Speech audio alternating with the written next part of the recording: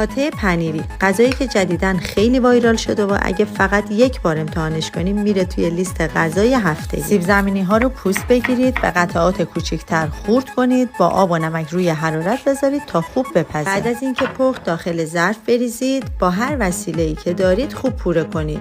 تا سیب زمینی ها گرمه، کره رو بهش اضافه کنید و هم بزنید. بعد از اینکه یه مقدار از دم افتاد، تخم مرغ، ادویه ها و آرد رو اضافه و مخلوط کنید. کامل که مخلوط شد و به این شکل در اومد کنار بذارید. برای این غذا نیاز داریم به پودر سوخاری که هر چقدر خوش رنگ تر باشه، غذای جذاب تری دارید. کاغذ روغنی رو روی تخت کار قرار بدید و با پودر سوخاری بپوشونید. نصف سیب زمینی رو روش بریزید، صاف کنید و به ترتیب پنیر پیتزا، سوسیس، فلفل دلمه و من یک مقدارم فلفل تند ریختم. لایه آخر پنیر پیتزا، بقیه سیب زمینی و با لیستک یا با دست روی کار رو صاف کنید و در آخر پودر سوخاری بریزید و خوب بهش شکل بدید. اضافه های پودر سوخاری رو بریزید و توی تابه‌ای که یه مقدار خیلی کم روغن ریختید قرار بدید. من سایز بزرگش رو درست کردم. برای راحتی کار شما سایز کوچیک‌ترش رو درست کنید. مجدد به کمک کاغذ روغنی برگردونید. اون طرف کار هم سرخ شد، از تابه خارج کنید. به سادگی یه پاته پنیری فوق‌العاده دارید که کوچیک و بزرگ عاشقش میشن.